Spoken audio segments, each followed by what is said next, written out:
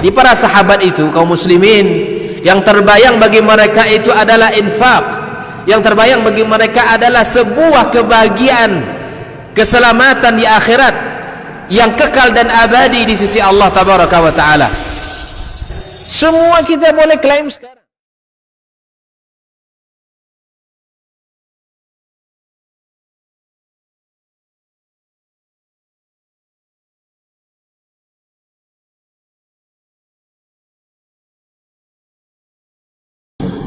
أشهد أن لا إله إلا الله وحده لا شريك له الملك الحق المبين وخالق الخلق أجمعين ورازقهم وما من دابة في الأرض إلا على الله رزقها ويعلم مستقرها ومستودعها كل في كتاب مبين وأشهد أن محمدا عبده ورسوله الصادق الأمين صلى الله عليه وعلى آله الطيبين وأزواجه الطاهرات أمهات المؤمنين وأصحابه الأبرار القادة الغر الميامين ومن تبعهم بإحسان إلى يوم الدين.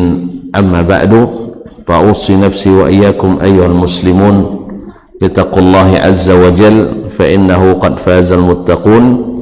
يا أيها الذين آمنوا اتقوا الله حق تقاته ولا تموتن إلا وأنتم مسلمون. Ma'asyar muslimin wal muslimat, as-sa'imina was-sa'imat, bapak dan ibu-ibu, saudara dan saudari, adik-adik dan anak-anak, jemaah salat subuh di Masjid Zaid ibn Thabit radhiyallahu anhu yang saya muliakan, yang saya hormati dan yang saya cintai. Alhamdulillah, Allah subhanahu wa ta'ala masih memberi kesempatan kepada kita untuk menikmati indah-indahnya hari di dunia ketika seseorang senantiasa dekat dengan ilahi, selalu bermain dalam tanda petik di masjid, di tempat yang paling dicintai Allah. Mudah-mudahan kita menjadi tamu-tamunya yang berkesan sehingga berhak mendapatkan banyak bingkisan dari Allah Subhanahu wa taala, banyak paket pahala yang Allah siapkan untuk siapa-siapa yang datang ke rumahnya. Tak ada yang rugi satupun. Langkah kaki diangkat menaikkan derajat, diturunkan menghilangkan atau menghapus dosa dan dosa dan kesalahan. Masuk ke rumah Allah dapat ketenangan, diliputi rahmat, dikelilingi malaikat dan didoakannya. Bila kita berdoa dijanjikan mustajab, dan duduk saja di masjid dapat pahala bila kita menunggu salat seperti orang salat. Ditambah lagi kalau di dalamnya terdapat majlis ilmu yang datang kepadanya memudahkan jalan ke surga, yang melangkah kepadanya seperti berjihad fisabilillah, dan seluruh makhluk memohonkan ampunan untuknya sampai ikan di laut karena kita masih berada di sini. Ma'asyiral kiram yang dirahmati Allah SWT, semoga selawat dan salam senantiasa disampaikan kepada Nabi besar kita, Nabi junjungan alam, Nabi Muhammad alaihi afdhalus salati wa atammus salam. Dengan izin Allah, tangan segala cemoohan dan perendahan dilakukan orang untuk menghambat dakwahnya, untuk menghentikan langkahnya, tetapi Nabi tak surut walaupun selangkah kecuali atas izin Allah tabaraka ta'ala. Dan sudah ditinggalkannya kita dalam keadaan jalan yang lurus, terang benderang, malamnya seperti siang. Tinggal kita melalui, semoga hati ini teguh untuk istiqamah. Amin ya rabbal alamin.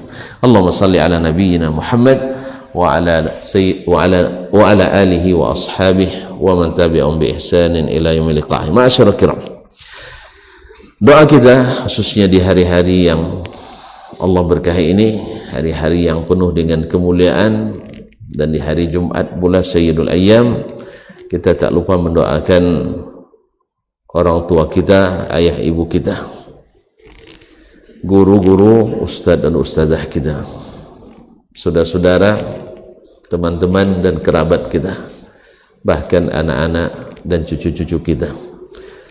Semoga yang masih hidup Allah bimbing selalu dengan ilmu dan taufik mengamalkannya, yang disebut dengan hidayah, sampai akhirnya husnul khatimah.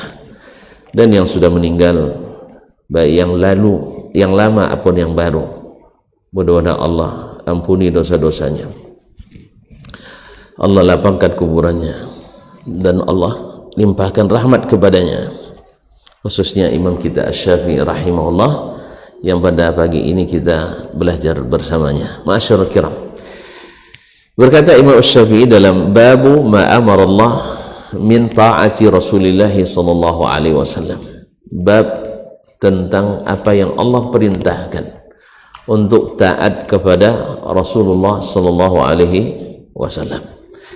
Beliau menyebutkan beberapa ayat sebelumnya dan sebagian sudah kita baca. Pada masuk pada yang alinea ke 276, yaitu ketika Allah SWT berfirman, wa qala tabaraka wa ta'ala la taj'alu du'a ar-rasuli bainakum ka du'ai ba'dikum ba'dha qad ya'lamu Allahu alladhina yatasallaluna minkum liwadha falyahdhari alladhina yukhalifuna an amrihi an tusibahum fitnatun aw yusibahum adzabun alim.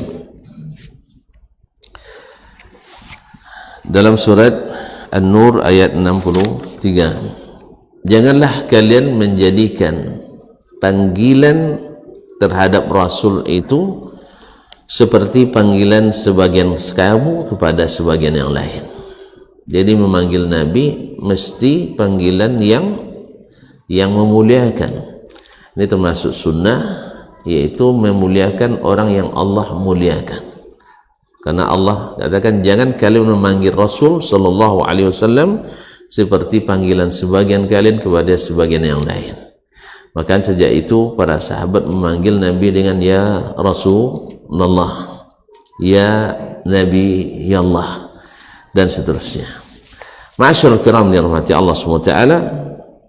Jadi kecuali orang-orang yang badui, orang-orang nomaden, orang-orang yang belum bertamadun, mereka kadang-kadang datang menanyakan ayyukum Muhammad, siapa di antara kalian yang Muhammad, atau ya Muhammad inni sa'iluka famushaddidun alaik, dan seterusnya.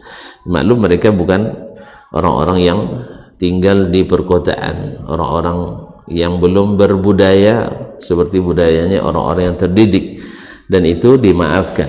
Tetapi orang-orang yang sudah belajar, sudah berilmu, maka harus yataraffa'una, mereka mesti meninggalkan hal-hal yang tidak menggambarkan budaya tersebut.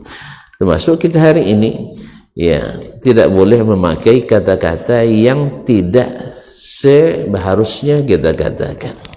Ya, seperti kalau marah menyebut semua daftar nama hewan dari A sampai Z, ya, dari A sampai Z. Subhanallah. Ini orang-orang yang berbuaya tak patut. Ini hanya orang-orang badui. Makanya jangan panggil dengan panggilan kecuali ini. Dan Rasul sallallahu alaihi wasallam adalah aulan nas, orang yang paling utama untuk dipanggil dengan panggilan yang memuliakannya, karena Allah telah mengangkatnya. Wa rafa'na laka dzikrak.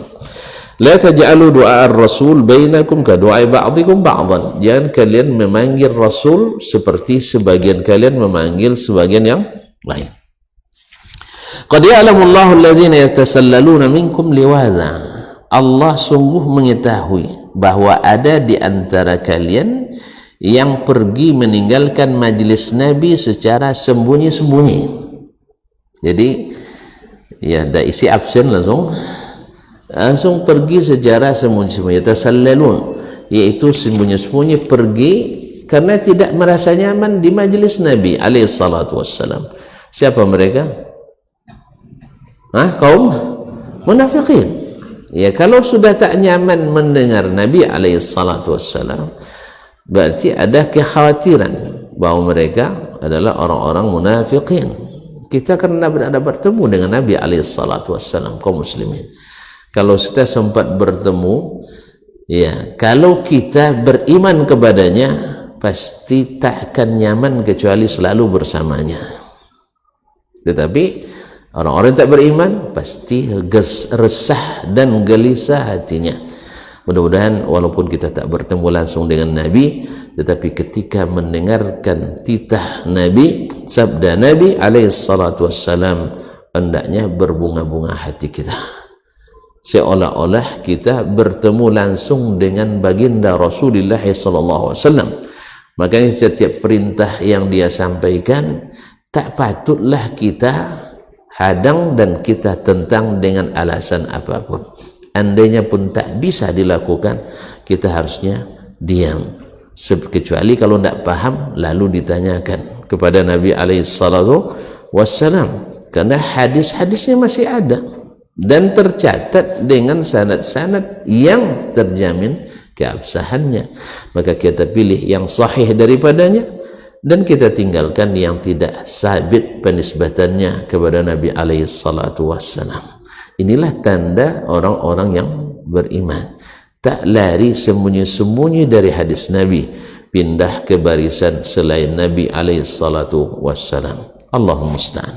Ma'asyarul kiram, lalu Allah ingatkan, falyahdharil ladzina yukhalifuna an amrihi an tusibahum fitnatun aw yusibahum adzabun alim. Kenapa? Sebab kalau kalian sering meninggalkan majlis Nabi sembunyi-sembunyi, banyak nanti perintah Nabi yang tidak kalian taati karena mungkin saja tidak tahu, kemudian karena tidak mau mendengar Nabi, ketika datang hadis Nabi pasti akan tidak menerimanya dengan hati yang lapang. Maka ingatkan, Allah ingatkan, falyahdharil ladzina yukhalifuna an amrihi, hendaklah merasa takut orang-orang yang menyalahi perintah Nabi SAW. Apa yang harus ditakuti? An tusibahum fitnah, mereka akan ditimpa oleh fitnah. Apa itu fitnah? Fitnah itu bahasa, secara bahasa adalah ujian. Kita diuji. Kita sebaiknya tidak usah diuji, ya, lulus tanpa ujian. Ini masalahnya, kita sering diuji. Apa ujiannya? Ketika datang hadis Nabi, ketika datang perintah Allah, datang perintah Nabi SAW, karena kita terbiasa tidak menerima langsung dan akibat itu suka menakwil-nakwilkan perintah Nabi, ujung-ujungnya meninggalkan perintah Nabi SAW, maka kalian akan ditimpa fitnah. Dalam fitnah itu datang banyak yang tidak lulus daripada yang lulus. Akhirnya terjadi perselisihan berkepanjangan di kalangan umat Islam. Coba lihat, ketika umat Islam misalnya dalam salatnya semuanya ikut Nabi, insya Allah tak banyak yang berselisih dalam perkara salat. Tetapi ketika mulai satu dua menyimpang, yang menyimpang ini pasti ada yang pro dan ada yang pasti tidak, pasti ada yang pro, pasti ada yang kontra. Yang pro akan mencari-carikan dalih untuk mendukung penyimpangan itu. Jangankan yang jelas, jangankan yang abu-abu, yang jelas-jelas haramnya saja akan ada alasan untuk menghalalkannya. Yang jelas-jelas diperintahkan akan dijadikan, akan mendapatkan beribu dalih untuk melegalkannya. Yang diharamkannya jelas, adanya yang melegalkan, banyak yang akan melegalkan. Nas'alullah as-salamata wal afiyah. Oleh itu kaum muslimin dan muslimat, hendaklah merasa khawatir orang-orang yang menyalahi perintah Rasul SAW, antusibahum fitnah, mereka akan ditimpa fitnah yang membuat umat ini tak pernah merasakan indahnya berislam. Ya pergi ke masjid ini begini, pergi ke masjid ini begini, akhirnya ceramah ustaz ini menghujat ustaz ini, ceramah ustaz ini menghujat ustaz ini. Itu kejadian banyak sekarang, banyak. Kalau tuan-tuan tak percaya, saya buka sekarang, ya kita dengarkan.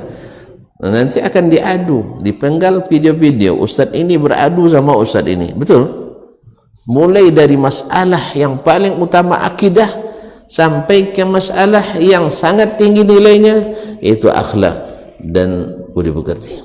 Akan terjadi perselisihan sampai masalah budaya. Yang satu ingin mempertahankan budaya nenek moyang, yang satu ingin memperbaiki budaya, bukan menghapus. Antum jangan hapus budaya, tidak boleh dihapus ya, tapi memperbaiki.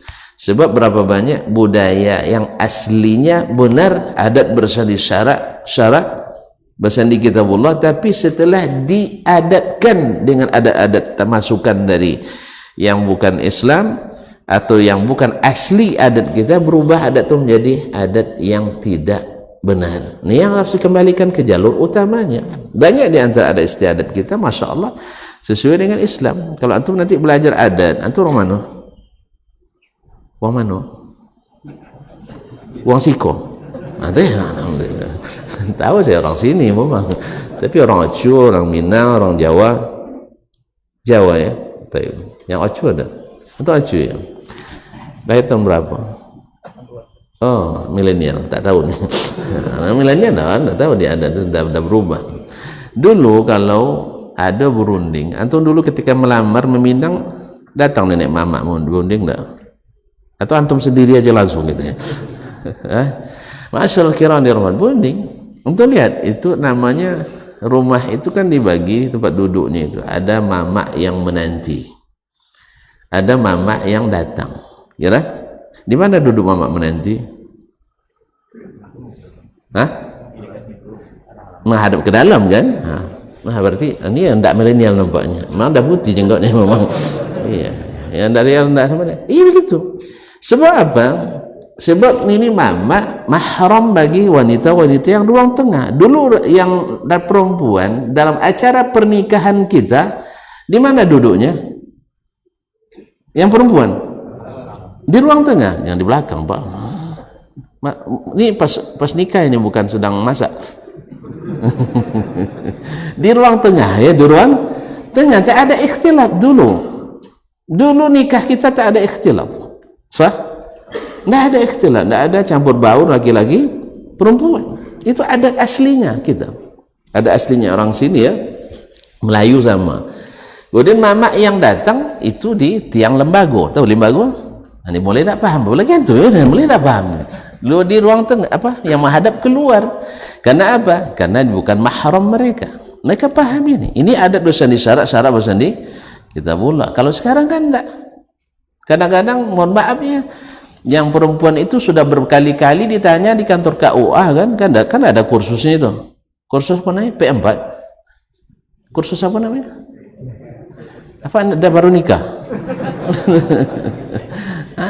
Ada kursusnya, dan ditanya, dan mau bahkan itu, tapi dipanggil lagi pas akad itu. Untuk apa dipanggil? Kan ada walinya. Gunanya wali itu apa sebab? Salah satu hikmahnya supaya wanita itu jangan terlihat di depan umum. Makanya walinya yang maju. Kalau tidak, kenapa tidak dia langsung yang akad? Ini yang perlu dipahami oleh para faqih maqasidin, faqih maqasid itu. Jadi maksud itu jangan dihilangkan. Jadi katanya harus paham fikih katanya. Tapi ternyata juga kadang-kadang tak dilaksanakan. Jadi kenapa wanita itu diwakili oleh walinya ketika akad? Apa karena derajatnya lebih rendah? Tidak, dia bisa akad sendiri tidak? Harusnya bisa dia akad sendiri. Bukankah jual beli wanita sah? Sah tidak jual beli wanita? Tidak sah. Tidak pernah ngasih duit sama istri nampaknya. Ya sah jual belinya. Cuma pas nikah dia sendiri, dia harus pakai wali. Sebab waktu itu orang berkumpul. Makanya dia tak maju. Jangan nanti bersalaman pula sama Pak KUA kan? Sama ya, kalau bersalaman pula nanti sama, belum halal bagi dia kan? Kan belum halal. Nah, makanya diwakili oleh walinya. Jelas? Tidak dia nikahkan, abang aku nikahkan dirimu padamu ya. Itu salaman pula dia, tidak boleh karena belum halal. Maka diwakili. Makanya para KUA, para penghulu, saya sarankan kalau memang sudah ada walinya, wali itu asalnya thiqah, terpercaya, jangan dipanggil lagi karena dia sudah dihias pula. Kadang-kadang awak disuruh untuk beri tausiah, kan disuruh pula duduk pengantin depan awak, mudah-mudah hati jadinya sudah. Iya, makanya besok tidak usah dikeluarkan lagi karena dia sudah tahu. Bukankah nanti surat juga ditandatangani, iya kan? Ditandatangani surat. Memangnya tanda tangan walaupun tak terlihat tak sah ya? Boleh tak tanda tangan tanpa dilihat orang ramai? Boleh, alhamdulillah. Makanya para penghulu saya harapkan betul ini, jangan terhanyutkan oleh kebijakan-kebijakan baru yang diada-adakan yang tidak sesuai dengan syariat Islam. Karena adat kita asalnya memang wanita tak ditampilkan di waktu akad nikah itu. Setelah masuk budaya-budaya penjajahan dulu, mulailah disanding-sandingkan. Oh, kalau boleh tidak bersanding tak apa. Boleh itu bukan untuk bersanding, untuk halal. Tahu? Jadi nikah itu bukan untuk ditontonkan semua orang, lalu dipotret, lalu divideokan, lalu dikerdi orang istri kita. Allah musta'an. Jadi oleh itu kaum muslimin dan muslimat, ini harus dipahami oleh banyak kita. Ini contoh adat yang sudah berubah dari adat istiadat menjadi adat yang teradatkan. Tolong baca lagi ya buku adat nanti, adat Melayu itu ya. InsyaAllah antum akan paham. Maka betullah adat bersyarat syarat dulu. Sekarang banyak yang sudah berubah. Nah, kita ingin mengembalikan adat ini ke rel aslinya supaya tidak bertembung nanti syariat dengan adat yang sesungguhnya benar menurut syariat. Jelas? Coba nanti antum praktekkan nikah lagi nanti. Tidak mau tuh. Harus saya dulu yang contohkan ya. Ya Allah.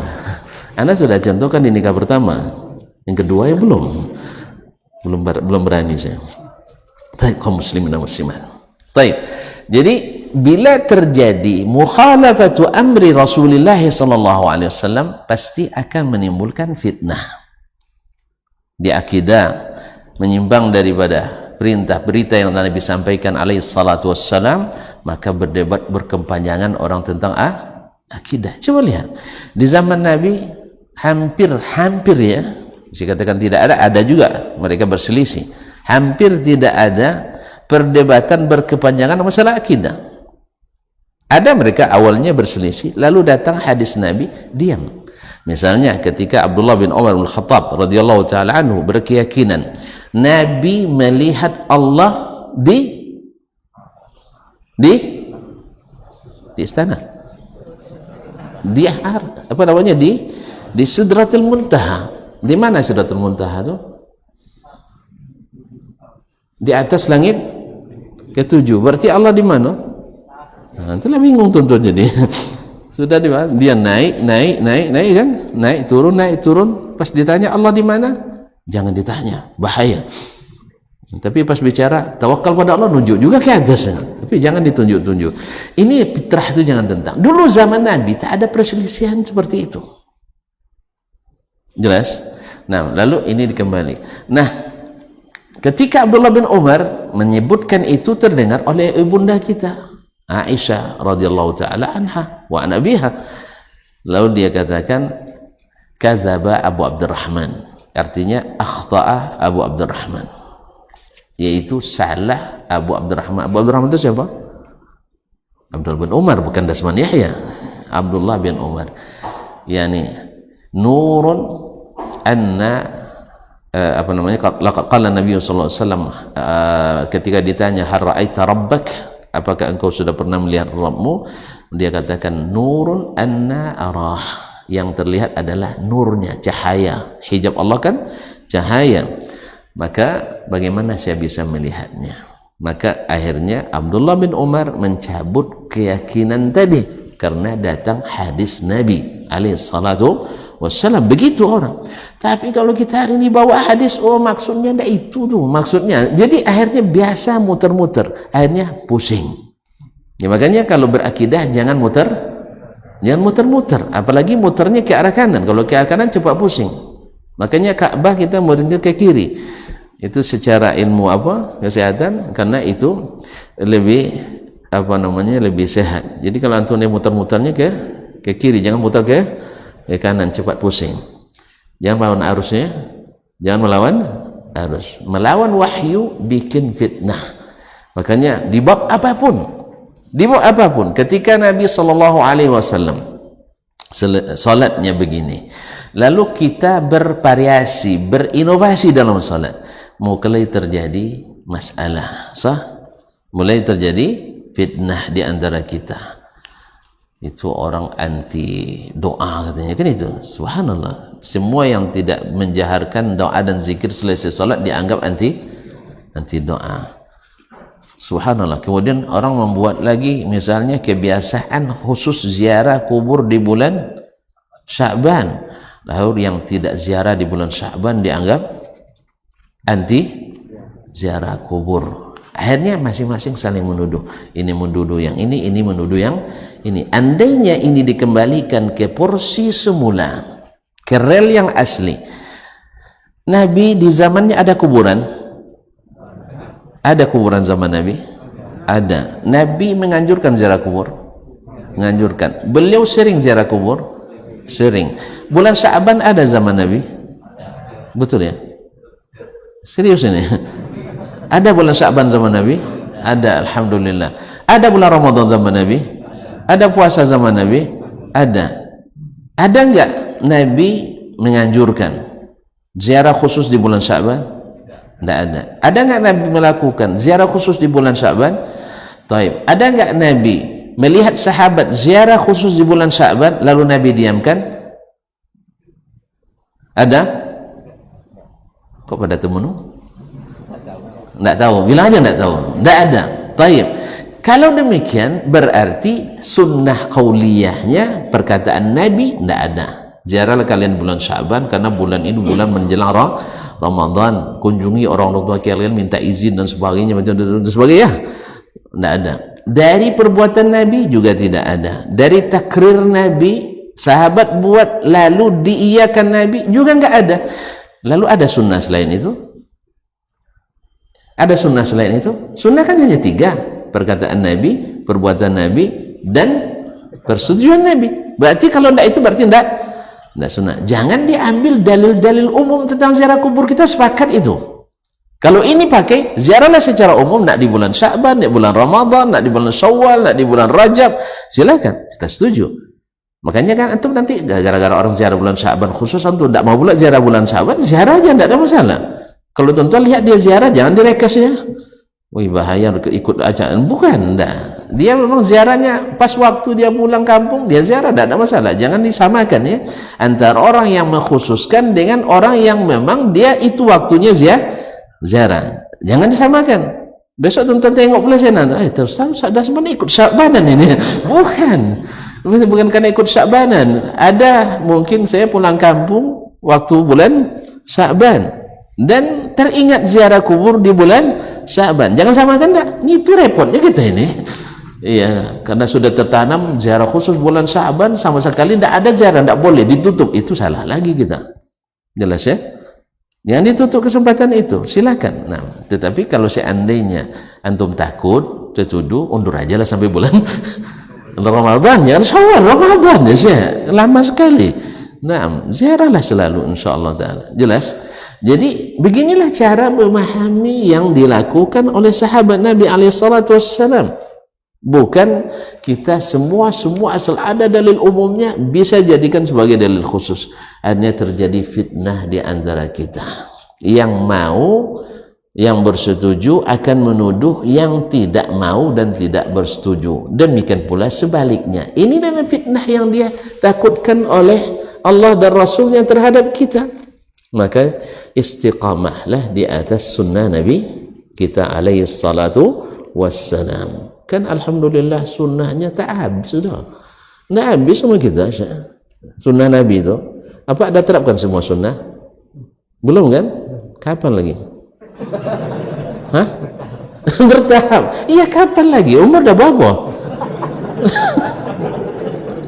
Jangan bilang bertahap lagi. Kalau ustaz ini bilang bertahap, bolehlah. Umurnya masih 25 ya? Hah? 38. Masya Allah 38, tapi nampak masih 25. Masya Allah. kaum muslimin dan muslimat. Jadi belum semua yang kita bisa laksanakan. Kenapa kita buat-buat yang baru yang menimbulkan fitnah di antara kita? Maka semoga Allah SWT benar-benar menyatukan kita di atas sunnah Nabi SAW, tak bergeser sedikit pun. Kalaupun terjadi bukan karena keinginan dan niat, tetapi karena mungkin karena nafsu dan syahwat yang kita mungkin belum bisa meninggalkannya. Tapi ketika diingatkan, astagfirullah, ternyata ini sunnah Nabi SAW.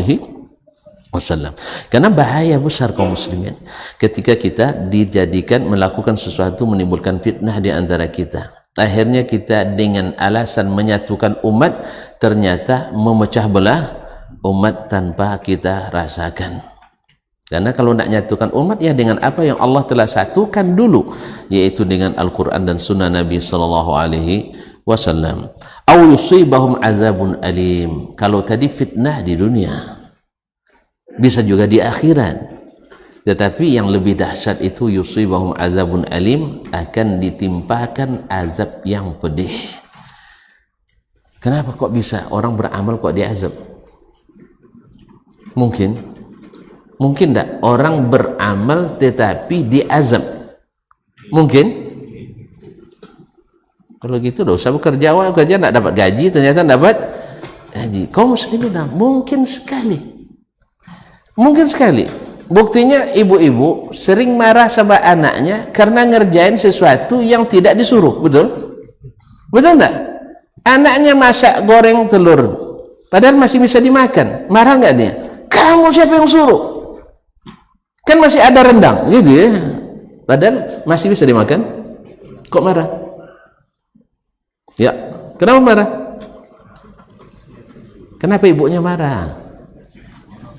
Karena melakukan sesuatu yang tidak disuruh. Kamu jangan sembarang bikinnya, betul kan? Bahkan tidak jarang pula suami kena marah sama istri, ya tak? Padahal suaminya melakukan sesuatu yang disuruh. Apa misalnya? Kok udah bingung? Suaminya nikah lagi. Kenapa bang bikin? Aku kan tak suruh. Betul kan? Jadi betapa banyak kita marah gara-gara melakukan sesuatu yang berguna, pada asalnya berguna, tapi karena tidak disuruh. Betul? Betul saya itu salah ya? Dan itu juga berlaku dalam syariat ini. Antum melakukan baik menurut pikiran antum, menurut perasaan antum bagus, tapi tak disuruh Allah, mungkin diazab? Mungkin. Makanya Abu Muhammad Sa'id bin Musayyib rahimahullah, a'lamut tabi'in, tabi'in yang paling alim menurut sebagian besar ulama, tabi'in yang paling berilmu adalah Sa'id bin Musayyib, yaitu a'lamu ulama il-Madinah di zaman tabi'in. Salah satu dari 7 fuqaha Madinah di masa tabi'in. Beliau setelah salat subuh melihat seorang laki-laki salat sunat setelah subuh. Lalu Sa'id kan naluri seorang ustaz, seorang alim, memang harus begitu. Bila melihat orang melakukan sesuatu yang salah, dia harus dia menegurnya saat itu, sebab besok mungkin tidak ketemu lagi. Ya, saya terpaksa kadang-kadang sudah mau segera, tetapi karena melihat ada yang keliru di dalam amalan seseorang di masjid, terpaksa kita tunggu. Sebab kita takut nanti kena hujjah Allah SWT.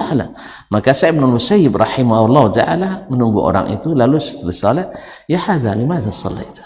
Kenapa kamu salat? Dia tanya dulu, salat apa kamu setelah subuh? Tapi yang orang ini kan paham saya disalahkan. Memang paling sulit menerima kalau apalagi kalau ibu-ibu ya. Apalagi kalau ibu-ibu pantang disalahkan. Makanya rumusnya oleh para ulama ya, rumusnya kalau dengan istri, dengan ibu-ibu lah secara umum, Pak ya, pokoknya ngaku salah aja lah. Ngaku salah. Minta maaf aja. Insyaallah tak akan seulang lagi. Sekarang iya biasa itu. Paham tuntun itu. Nah, kita akan tetap salah di depan Ibu-ibu, tidak ada ibu-ibu yang salah, semuanya yang bapak-bapak yang bapak yang salah. Kaum muslimin dan muslimat dirahmati Allah SWT. Jadi ketika dia ditegur, dia sudah paham saya disalahkan. Sama dulu Abu Lahab ketika Nabi katakan, ana nazirun lakum baina yaday adzabin syadid. Saya diutus sebagai pemberi peringatan kepada kalian supaya jangan masuk azab yang pedih, yang dahsyat. Di mana di sini dia menyalahkan? Tidak ada kan? Tidak ada kan? Cuma orang itu paham kalau memperingatkan berarti ada kami yang salah, maka dia bilang tabbalak, celaka kau, untuk itu kau kumpulkan kami.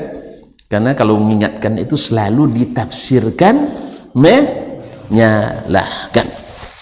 Dia bilang tidak tanggung-tanggung, bahasanya bahasa keren juga, ayu azibunillahu ala salah. Bapak tua tahu nggak, mungkin tak Allah menyiksa saya, mengazab saya gara-gara salat, padahal salat adalah amalan yang paling dicintai Allah? Mungkin tak? Ala salatihim sahun alladzina hum fi salatihim khashi'un, orang yang khusyuk salatnya. Bahkan Nabi katakan waju'ilat qurratu aini fi shalah, dijadikan penyejuk pandangan mata saya dalam salat. Masa saya diazab gara-gara salat? Allah akan siksa li mukhalafati sunnah. Allah akan siksa bukan karena salat kamu, tapi karena salatmu menyalahi sunnah Nabi. Itulah maka diazab. Maka ini ayatnya, au yusibahum adzabun alim. Makanya melakukan sesuatu dalam agama yang tidak disyariatkan dengan sengaja, dan dikasih tahu ini tidak sunnah, ini di luar aturan Allah dan Rasul sallallahu alaihi wasallam, lalu dipaksakan, dikerjakan, kemungkinan kita akan diazab. Ada dalilnya. Umar bin Khattab radhiyallahu taala anhu ketika melewati sebuah gereja, dia menangis. Menangis dia. Kira-kira kenapa dia nangis? Nangis kasihan melihat orang itu. Dia ingat perkataan Allah Subhanahu wa taala, hal ataka hadithul ghashiyah wujuhun yawma idzin khashi'ah amilatun nasibah tasla naran hamiyah. Telah datang kepadamu hari yang meliputi hari kiamat. Hari itu wujuhun yawma idzin khashi'ah, wajah-wajah tertunduk lesu pada hari itu. Apa sebab? Amilatun nasibah, dia sudah beramal, bersusah payah, capek-capek, tapi ujungnya apa? Tasla naran hamiyah, tapi masuk neraka yang menyala-nyala. Apa sebab? Karena mereka beramal tanpa ilmu, akhirnya meraba-raba, capek beramal tetapi tidak berguna, justru bawa masuk neraka. Karena kejahilanlah mereka tidak menerima dakwah Nabi alaihi salatu wassalam. Nah, ayat ini kaum muslimin harus selalu kita ingat-ingat, jangan sampai menyalahi perintah Rasulullah sallallahu alaihi wasallam, karena menyalahinya itu akan berakibat fatal. Di dunia kita terfitnah sehingga umat ini berserahkan dalam banyak sekali aliran. Sebab apa?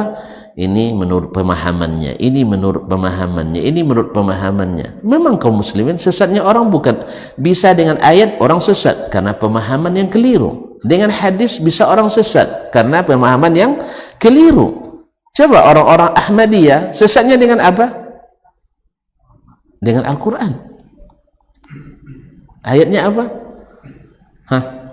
Maka Muhammadun aba ahadin min rijalikum walakin kana Rasulullah wa khataman nabiyyin. Muhammad itu bukanlah hanya sekedar laki-laki di antara kalian, tidak. Bukan hanya sekedar seorang bapak, tidak, tapi dia Rasulullah. Kemudian khataman nabiyyin, dan penutup para nabi. Orang itu menafsirkan khataman nabiyyin dengan cincin. Tahu cincin? Tidak tahu cincin? Cincin tidak tahu, Syekh? Ini apa namanya? Dia letak sini nih. Kau tidak tahu tuh? Di Jawa nggak ada cincin. Apa namanya di Jawa tuh? Cincin juga? Kok bilang nggak tahu tadi? Lupa ya? Ini dah lama kayak nak belikan ini nampak. Mohon maaf, kaget ya. Iya, karena tidak punya, saya pun tidak punya juga, tapi saya tahu. Jadi dikiranya itu cincinnya para nabi. Cincin juga untuk apa?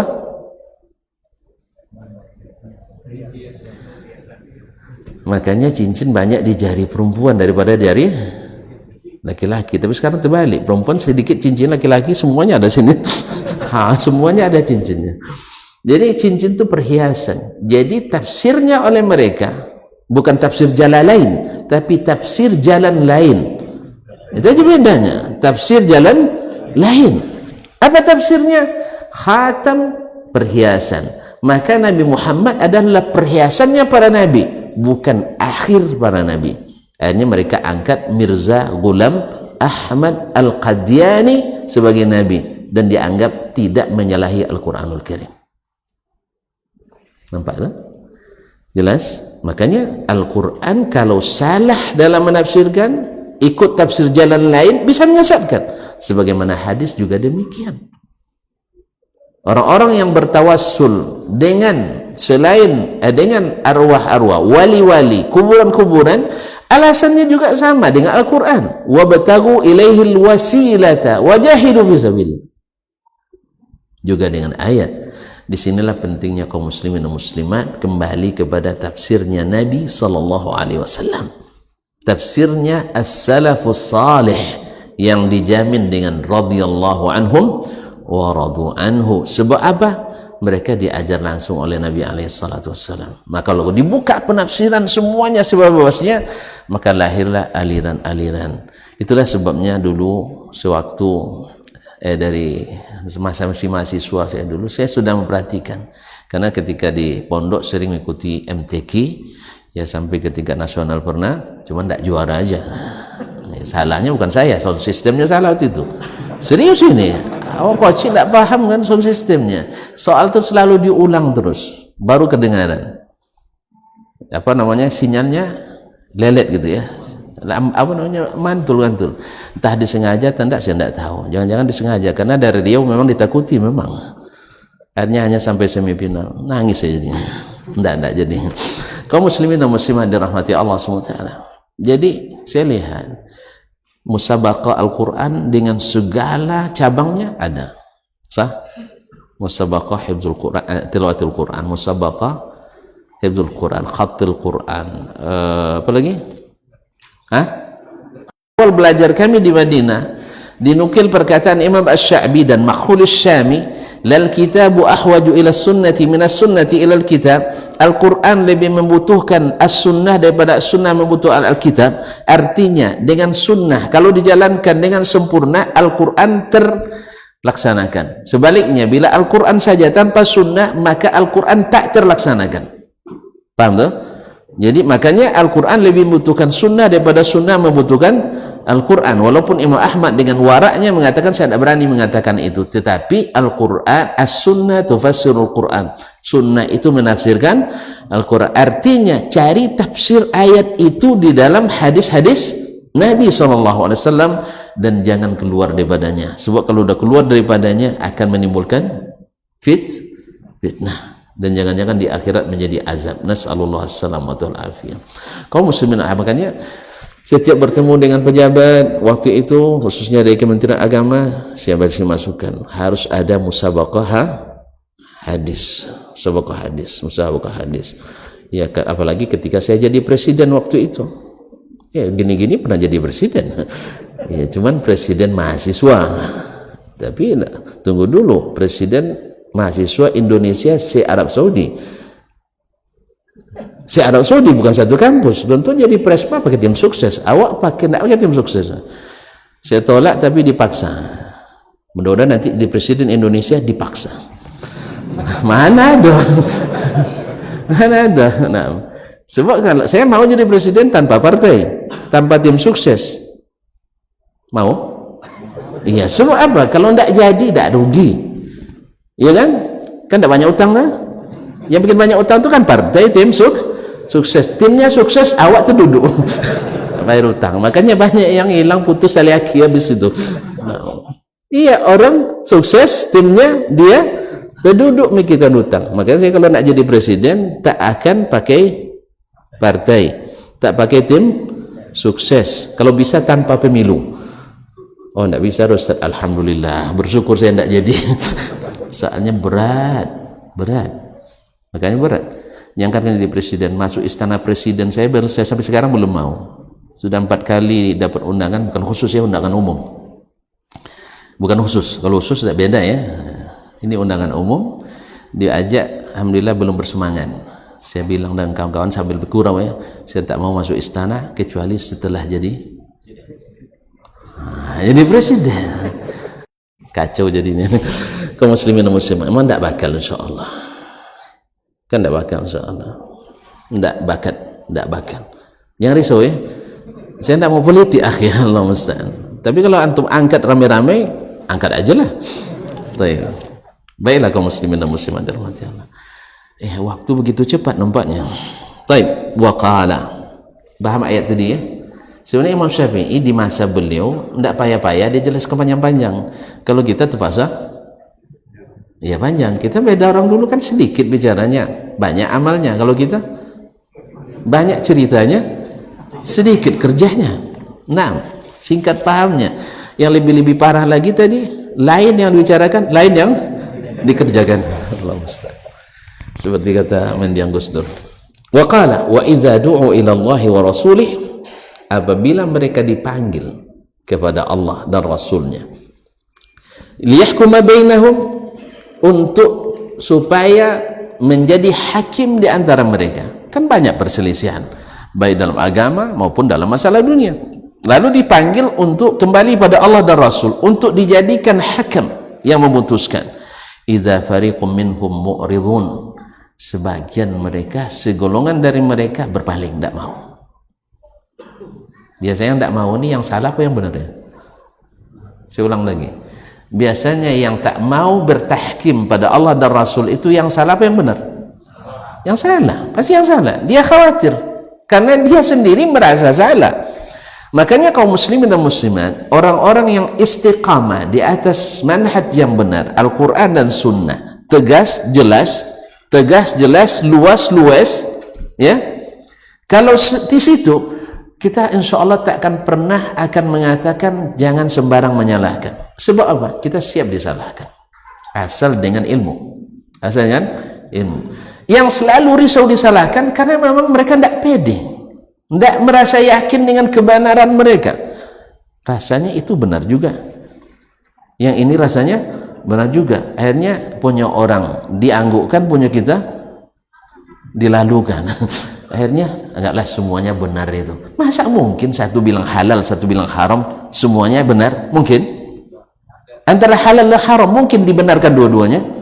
Oh, tergantung cara pandang. Bukan, ini agama, bukan cara pandang. Agama itu dengan dalil, bukan dengan cara pandang. Cara pandang itu urusan dunia kita, pandanglah masing-masing. Ya kan? Tapi kalau masalah agama sudah dipandang Allah SWT. Ini yang saya suka, ini yang saya tak suka. Jelas? Jelas. Kalau agama tidak bisa ini, tidak bisa dihitung-hitungkan dengan matematika. Matematika tidak cukup. Sebab ada yang kadang-kadang cara pandang antum 1 tambah 1 2. 2 kali 1 2 dan seterusnya. Ingat bahwa matematika bukan hanya penambahan, ada pengurangan, ada pengalian, ada plus minus dan seterusnya. Sama hasilnya. Saya ulang lagi, antum tidak pernah belajar matematik ya. Jadi tidak bisa begitu. Ya, memang kalau hanya penambahan matematik itu betul, tapi kalau min 1 tambah min 1 berapa nilainya? Min tambah kan? Gimana min tambah? Ya kaum muslimin dan muslimat, agama lebih rumit lagi daripada itu. Bukan sekedar makanya matematik itu bukan hanya penambahan, ada pengalian dan ada pangkat yang tidak bisa kecuali dengan rumus itu. Misalnya 9 pangkat berapa? 3 pangkat 2, ya tak? 81 9 pangkat 2. Jadi oleh sebab itu tidak bisa dirumuskan dengan cara pandang, harus menurut Allah dan Rasulnya sallallahu alaihi wasallam, kecuali dalam masalah yang Allah izinkan kita ijtihad di dalamnya. Jelas? Jadi tidak semuanya bisa diselesaikan dengan penambahan. Harta itu jangan ditambah terus, sekali-sekali dikurangi. Ini kadang-kadang nambah ahli, tapi pas bagi tidak ahli, tidak pandai bagi. Dia yang pandai 5 kali 5 25, paham tuh. 3 kali 25 75, paham. Tapi pas membagi 75 bagi 2,5%, tidak pandai, susah, sulit itu. Kalau ngitung tambah penambahan pengadian oke terus, tapi pas ke pengurangan, Pak Ustadz udah banyak, Ustadz punya kurangin dikit. Nah, ini seperti kayak menantu zaman dulu, lakinya itu cerita orang tua kami dulu, lakinya pergi menjala ikan, mucuk tuh mucuk. Nah, itu tidak tahu juga ya saya. Memang kami yang tua ini lah tahu. Pergi cari ikan mucuk tidak tahu ya, bukan jala. Jadi ada nanti daun apa tuh, nah, itu bahasa panjang lagi, tidak usah nanti ke kampar kita saya tunjukkan caranya. Dia cari ikan, ceritanya dapatlah ikan tuh, lalu sama suaminya, ini bagi untuk kita dengan menak mertuanya, dengan ayah suaminya itu, mak suaminya itu.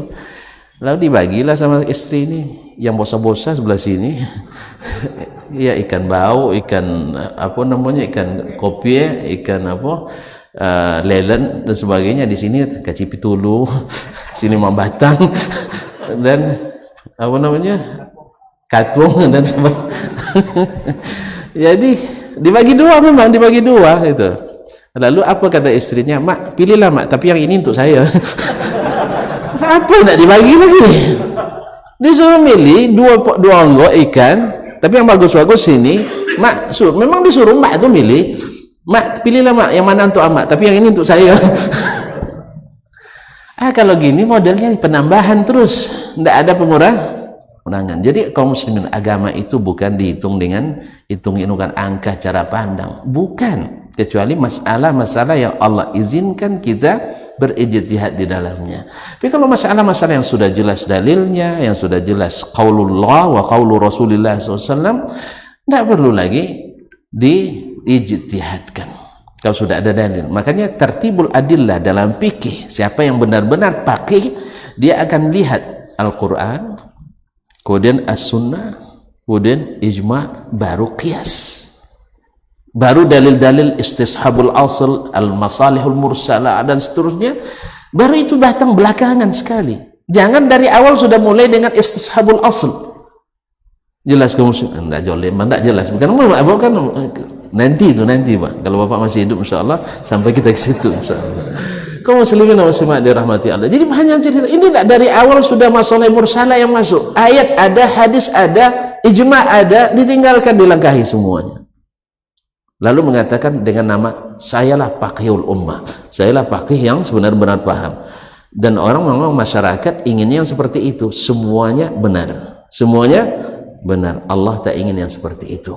Yang kebenaran itu ada rumusnya, ada dalilnya, dan tidak boleh dilangkahi. Tadilah istadalla al-qaulul awwal bi ayati minal Quran, summa bi sunnah minas sunan, kemudian ijma' kalau ada, kemudian baru qiyas. Jangan diadu qiyas dengan nas. Ya nanti akan sampai itu Pak. Sabar ya. Kita kan pondasi ini yang penting dibangun dulu. Mentaati Rasulullah sallallahu alaihi wasallam. Sebab kalau tidak akan terjadi fitnah dan kekecewaan. Nasallallahu alaihi wasallam. Inilah fikih yang sesungguhnya itu.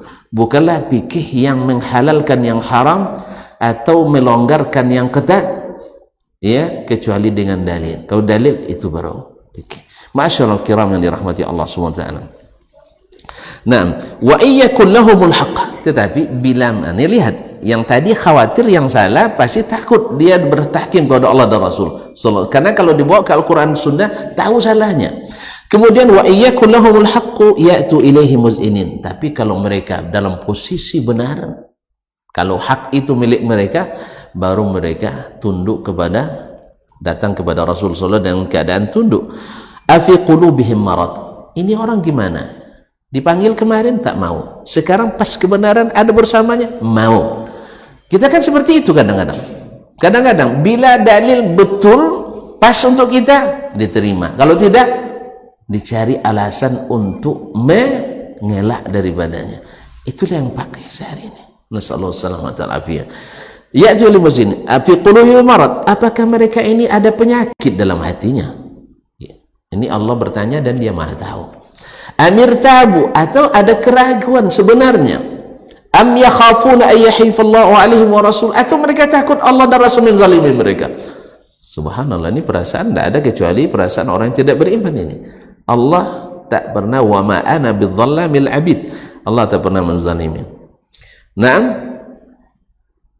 bal ulaika humudz zalimun. Ya, kalau dia berupa hukum general itu khususnya biasanya untuk orang-orang yang tidak beriman, orang-orang kafir. Nah, innama kana qaulal mu'minin, apabila dipanggil kepada Allah wa rasulihi dan rasulnya, liyahkuma bainahum, untuk dihukum dengan itu, ayyaqulu sami'na wa ata'na, mereka hanya boleh mengatakan kami dengar dan kami taat. Saya katakan tadi, orang taat itu banyak cerita atau sedikit cerita? Sedikit cerita. Kalau macam beralasan dah mulai untuk tidak taat. Ya, analoginya antum punya apa, anak kita punya anak kan, yang punya anak ketika disuruh, nak tolong belikan beras ke warung, kalau dia bilang siap, ini orang taat bukan? Taat kan? Karena dia paham maknanya. Beli beras kan jelas, warung jelas, naik apapun jelas. Orang taat itu tak banyak apa lagi cerita. Tapi kalau dia mulai nanya, mak kok saya terus? Antum suka ya anak begitu? Suka? Jangan karena anak, istri aja gitu tidak suka gitu. Ya tak? Nih tolong ambilkan minum katanya.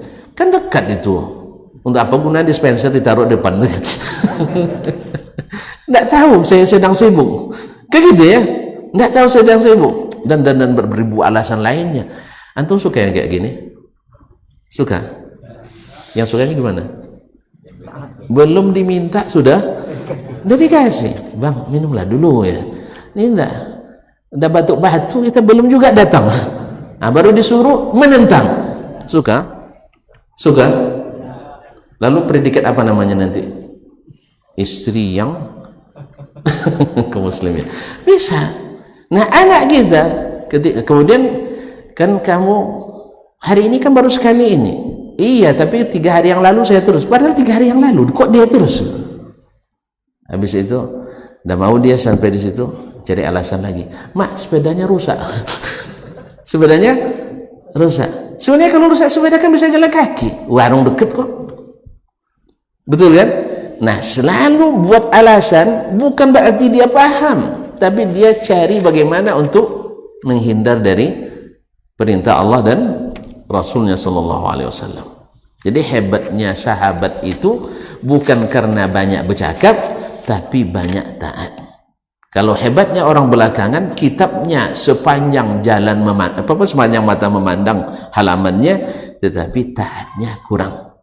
Cakapnya Masya Allah hebat, tetapi rumus taatnya tidak hebat. Apa sebab? Semua ada alasan. Suruh gini kan tidak wajib, suruh gini, larang ini kan tidak haram. Akhirnya yang makruh-makruh lancar dilakukan, yang sunat-sunat tidak dikerjakan. Sebab kalau dikerjakan yang sunat nanti terlalu keras kita beragama. Dihindari yang haram, yang makruh, keras kita beragama.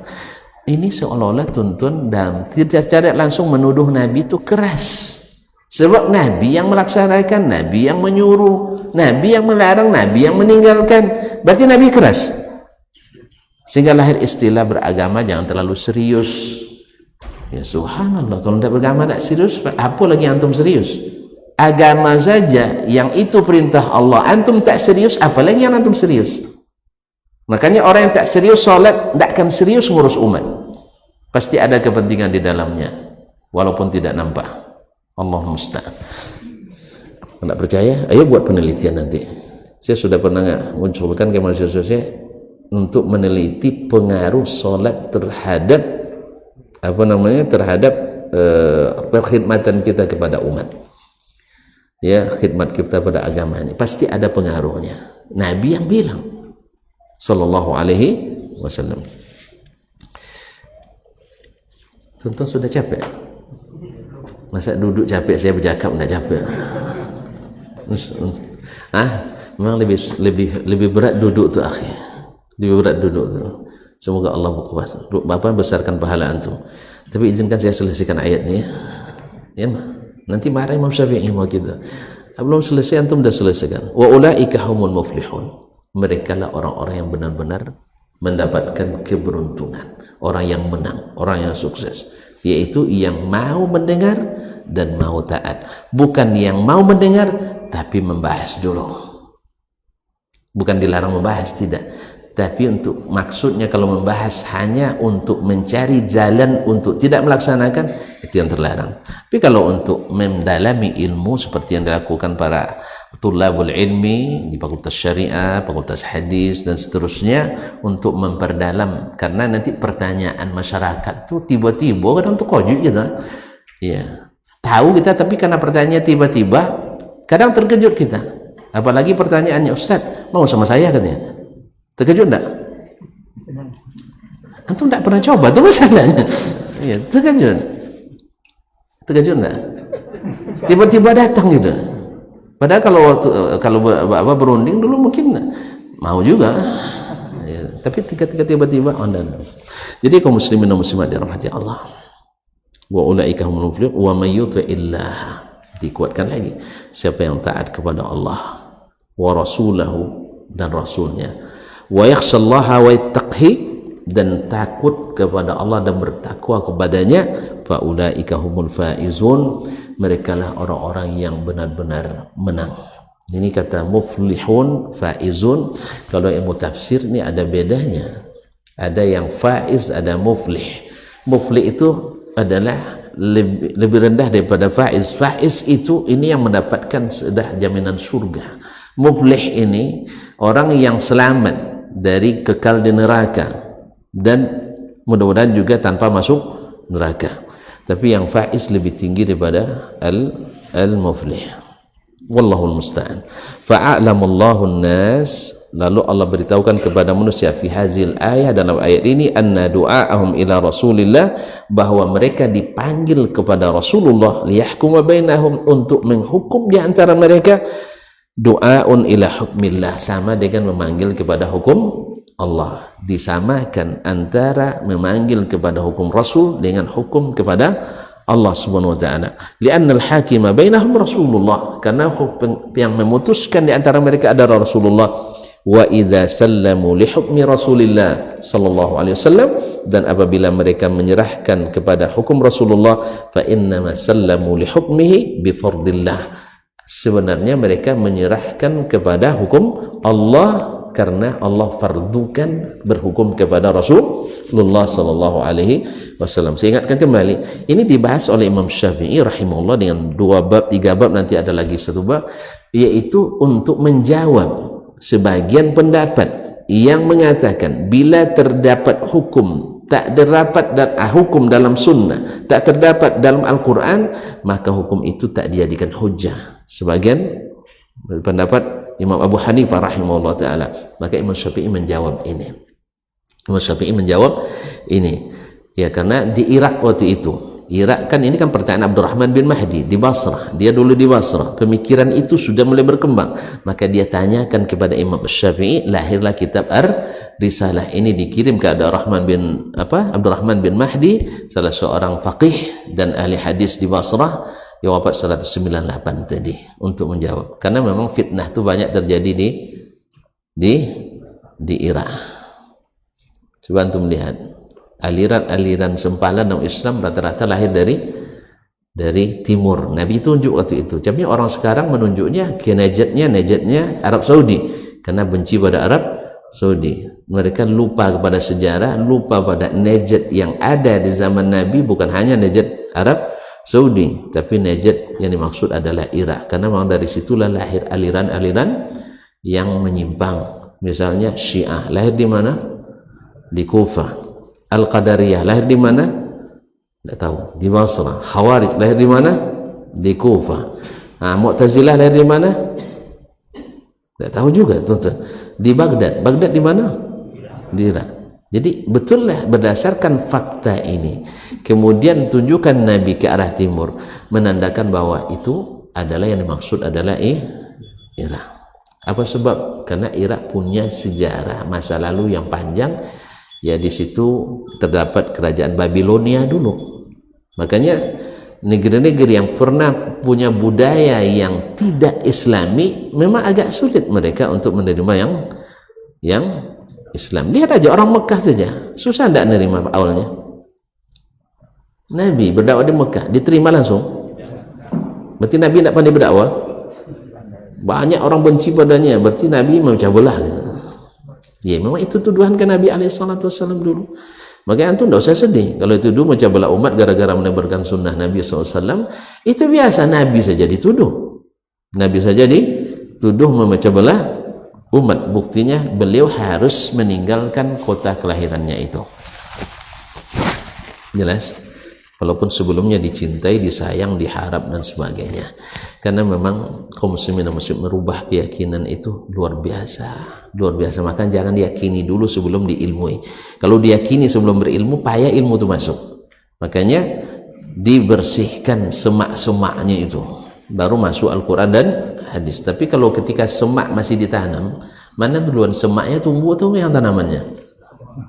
Serius ini tuh. Hah? Kalau antum belajar akidah, di samping belajar ilmu-ilmu yang meragukan akidah, yang tumbuh yang ragu atau yang ilmunya itu? Yang ragu itu. Apalagi kalau dominan ragunya. Apalagi dominan yang ragunya. Beragama itu jangan terlalu serius. Allahu musta'an. Kaum muslimin dan muslimat. Taib. Wa annahu a'lamahum anna hukmahu hukmuh. Dan bahwasanya Allah beritahukan kepada mereka bahwa hukum Allah, hukum Nabi itu adalah hukumnya sendiri. Ala ma'na iftiradhihi, berdasarkan makna Allah wajibkan hukumnya kepada Nabi alaihi salatu wasallam. Wa ma sabaqa fi ilmihi jalla thana'u min is'adihi, di mana dalam ilmu Allah yang sudah lalu, dalam ilmu Allah bahwa Nabi itu dibahagiakan dengan apa? Bi ismatihi, dengan maksumnya dari kesalahan, wa taufiqihi, dan selalu diberikan pertolongan untuk menetapi kebenaran. Wa masyahidalahu bin hidayati wattiba'i amrihi wattiba'ihi amrahu, dan apa yang Allah saksikan sendiri, Allah rekomendasikan sendiri bahwa Nabi itu berjalan di atas hidayah, dan Nabi itu senantiasa mengikuti perintah Allah tabaraka wa ta'ala. Insyaallah kita sambung besok aja lah ya. Kasihan lihat saya. Iya, insyaallah kita sambung besok. Karena beberapa poin ini mungkin perlu penjabaran yang agak detail sedikit. Ya, walaupun sedikit tapi yang penting bernas insyaallah taala, daripada banyak tapi kurang bernas. Jelas Pak ya? Bisa ditangkap maknanya? Kalau tidak saya ulang lagi deh. Kalau belum tahu saya diulang lagi. Baik, terima kasih dan mohon maaf. Subhanakallah bihamdik, asyhadu an la ilaha illa anta astaghfiruka wa atubu ilaik. Wassalamualaikum warahmatullahi wabarakatuh.